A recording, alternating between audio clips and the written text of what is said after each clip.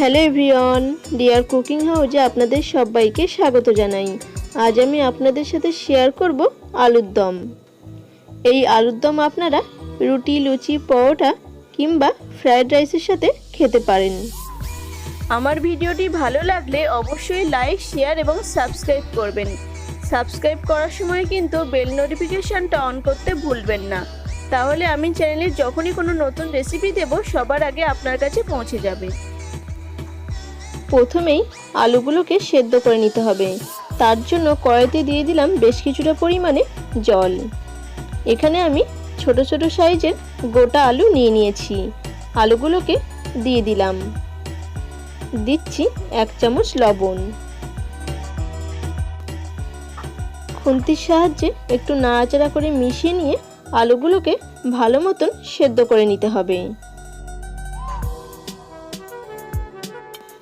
আলুগুলো সেদ্ধ করে নেওয়া হয়ে গেছে। এবার এই আলুগুলোর খোসা ছাড়িয়ে নিতে হবে।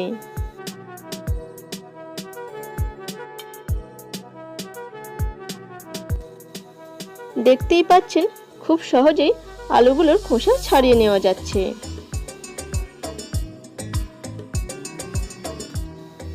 একইভাবে আমি সমস্ত আলুর খোসা ছাড়িয়ে নেব। আলুগুলোর খোসা ছাড়িয়ে নিয়েছি। এবার একটা কাঁটা চামচের সাহায্যে আলুগুলোতে এভাবে একটু ছিদ্র করে নিচ্ছি, তাহলে আলুর মধ্যে খুব ভালো মতন মশলা ঢুকবে। কড়াই বসিয়ে দিয়ে দিলাম সর্ষের তেল। তেলটাকে খুব ভালো করে গরম করে নেব। তেলের মধ্যে দিয়ে দিচ্ছি আলুগুলো। একটু নাড়াচাড়া করে নেব। 1/2 চামচ লবণ দিয়ে দিলাম। সামান্য হলুদ গুঁড়ো, সামান্য লঙ্কার গুঁড়ো,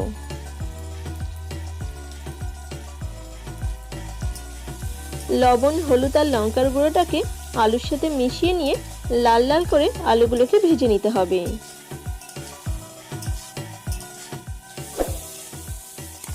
দেখুন আলুগুলোকে লাল লাল করে ভেজে নিয়েছি। এবার আলুগুলোকে তুলে অন্য একটা পাত্রে রেখে দিতে হবে।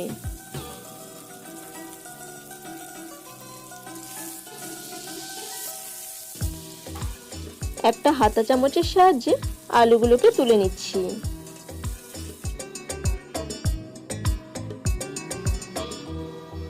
কড়াইতে আবারও দিয়ে দিলাম সর্ষের তেল।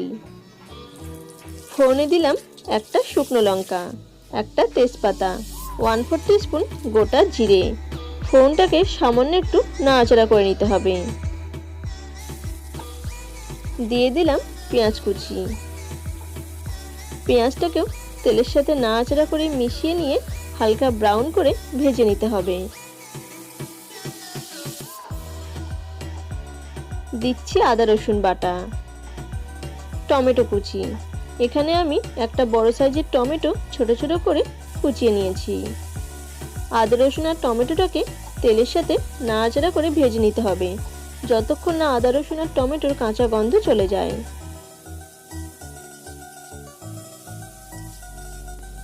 সবকিছু ভালো মতন ভাজা হয়ে গেলে দিয়ে দেব ভেজে রাখা আলু। আলুগুলোকে একটু নাড়াচাড়া করে নিচ্ছি। এখন আলুর মধ্যে একে একে মশলাগুলো দিয়ে দেব। দিয়ে দিলাম জিরে গুঁড়ো, ধনে গুঁড়ো, স্বাদ অনুযায়ী লবণ, হলুদ গুঁড়ো, লঙ্কার গুঁড়ো, 1 চামচ কাশ্মীরি রেড চিলি পাউডার। সমস্ত মশলাকে আলুর সাথে মিশিয়ে নিয়ে খুব ভালোভাবে কষিয়ে নিতে হবে। 3 থেকে 4 মিনিট সময় ধরে কষিয়ে নেওয়ার পর দিয়ে দেব লবণ দিয়ে ফেটিয়ে রাখা টক দই। টক দইয়ের বাটিটা ধুয়ে সামান্য একটু জলও দিয়ে দিলাম। এখন টক দইটাকে সবকিছুর সাথে মিশিয়ে নেওয়ার পর আরও কিছুক্ষণ সময় ধরে কষিয়ে নিতে হবে। এইভাবে যত কষিয়ে কষিয়ে রান্না করা হবে আলুর দমের টেস্ট কিন্তু তত ভালো আসবে। দেখুন আলুর দমটাকে খুব ভালোভাবে কষিয়ে নিয়েছি। এবার দিয়ে দেব জল। আলুগুলো যেহেতু আগে থেকেই সেদ্ধ করা আছে তাই বেশি জল দেওয়ার প্রয়োজন নেই। নাড়াচাড়া করে খুব ভালোভাবে মিশিয়ে নিচ্ছি। দিচ্ছি দুটো কাঁচা লঙ্কা চেরা। এখন 10 মিনিটের জন্য ঢাকা দিয়ে দেব। 10 মিনিট পর ফিরে এলাম। আলুর দমটাকে আবারও নাড়াচাড়া করে নিচ্ছি।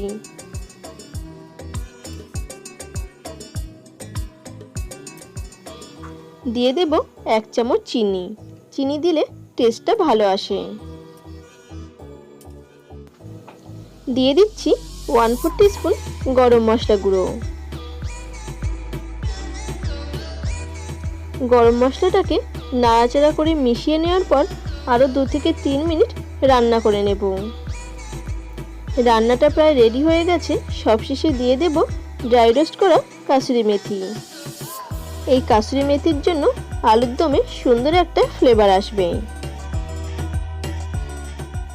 নাড়াচাড়া করে মিশিয়ে নিলেই আলুর দম একদম রেডি।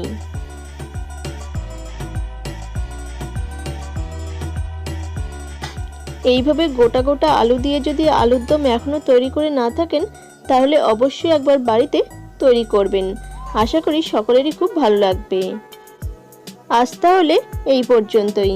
আবার দেখা হবে পরবর্তী কোনো নতুন রেসিপি নিয়ে।